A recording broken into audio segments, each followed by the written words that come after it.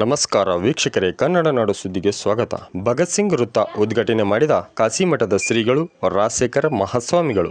ಹುಬ್ಬಳ್ಳಿ ಅಮರನಗರ ಕಾನೂನು ಕಾಲೇಜು ಹತ್ತಿರ ಸುತಗಟ್ಟಿ ರೋಡ್ ಭಗತ್ ಸಿಂಗ್ ವೃತ್ತವನ್ನು ಶಾಸಕ ಅರವಿಂದ್ ಬೆಲ್ಲದ್ ಅವರು ಅಧ್ಯಕ್ಷತೆಯಲ್ಲಿ ಕಾಶಿಮಠದ ಪರಮ ಪೂಜ್ಯರು ಉದ್ಘಾಟನೆ ಮಾಡಿದರು. ಈ ಸಂದರ್ಭದಲ್ಲಿ ಶಾಸಕರಾದ ಅರವಿಂದ್ ಬೆಲ್ಲದ್, ಮಹಾನಗರ ಪಾಲಿಕೆ ಸದಸ್ಯರು ಶ್ರೀಮತಿ ಸುನೀತಾ ಮಾಳವದ್ಕರ್, ಮಲ್ಲಿಕಾರ್ಜುನ್ ಸೌದಾರ್ಯ ಬ್ಯಾಂಕಿನ ಅಧ್ಯಕ್ಷರು ಮಲ್ಲಿಕಾರ್ಜುನ್ ಹೊರಕೇರಿ ಅವರು, ಭಗತ್ ಸಿಂಗ್ ಯುವಕ ಮಂಡಳದ ಅಧ್ಯಕ್ಷರು ಶ್ರೀಧರ್ ಸಂಗ್ಲಿಕರ್ ಮತ್ತು ಮುಖಂಡರಾದ ಬಸಣ್ಣ ಅರಿವಾಳದ್, ವಿಜಯ್ ಅಪ್ಪಾಜಿ, ಮಂಜುನಾಥ್ ಹೆಬ್ಸೂರು, ಬಿಬಿ ಸುಳದ್, ಸುಭಾಸ್ ಕಿತ್ಲಿ ಮತ್ತು ಅಮರನಗರ, ಜ್ಯೋತಿನಗರ, ಸುತಗಟ್ಟೆ, ಗಾಮನಗಟ್ಟೆ, ಅಮರಗೋಳ ನಗರದ ನವನಗರದ ಎಲ್ಲ ಗುರು ಹಿರಿಯರು, ಸಹೋದರಿಯರು ಕಾರ್ಯಕ್ರಮದಲ್ಲಿ ಭಾಗಿಯಾಗಿದ್ದರು.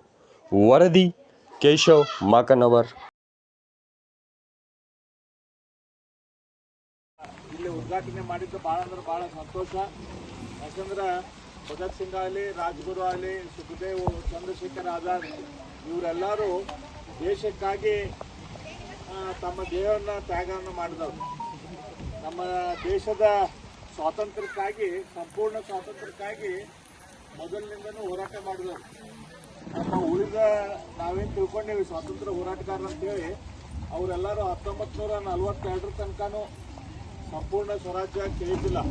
ಅವ್ರು ಏನೋ ಟೈಮ್ದಲ್ಲಿ ಕೇಳಿದ್ರು ಕೂಡ ಒಂದು ಈಗ ಎಲ್ಲರೂ ನಾವು ಚಹಾ ಕೊಡಕ್ಕೆ ಹೋಗಿರ್ತೀವಿ, ಅಲ್ಲಿ ಇನ್ನೊಂದು ಸ್ವಲ್ಪ ಸಕ್ಕರೆ ಹಾಕ್ರಿ, ಇನ್ನೊಂದು ಸ್ವಲ್ಪ ಹಾಲು ಹಾಕ್ರಿ ಅಂತ ಯಾರಿಗೆ ಹೇಳ್ತೀವಲ್ಲ, ಆ ಟೈಪ್ ನಮಗೆ ಈ ಫೆಸಿಲಿಟಿ ಕೊಡ್ರಿ, ಈ ಫೆಸಿಲಿಟಿ ಕೊಡ್ರಿ ಭಾರತೀಯರಿಗೆ ಅಂತ ಕೇಳ್ತಿದ್ರು. ಆದರೆ 1942 ತನಕ ಯಾವಾಗ ಎರಡನೇ ಯುದ್ಧ ಶುರುವಾಗಿ ಬ್ರಿಟಿಷರು ವೀಕ್ ಆಗಿ ಹೊರಟರು, ಅಲ್ಲಿ ತನಕನೂ ಕೂಡ ನಮ್ಮ ಭಾರತ ದೇಶದಲ್ಲಿ ಸಂಪೂರ್ಣ ಸ್ವರಾಜ್ಯ ಬೇಕು ಅಂತೇಳಿ ಕೇಳುವಂಥ ಕೂಗು ಬಂದಿದ್ದಿಲ್ಲ. ಆದರೆ ನಿಜವಾದ ಸ್ವಾತಂತ್ರ್ಯ ವೀರರಾದ ಭಗತ್ ಸಿಂಗ್ ಆಗಲಿ, ರಾಜ್ಗುರು, ಚಂದ್ರಶೇಖರ್, ಸುಖದೇವ್, ಅಶ್ಫಾಕುಲ್ಲಾ ಖಾನ್ ಇವರೆಲ್ಲರೂ ಆ ಸಂದರ್ಭದಲ್ಲಿ ನಮ್ಮ ದೇಶಕ್ಕೆ ಬ್ರಿಟಿಷರಿಂದ ಸಂಪೂರ್ಣ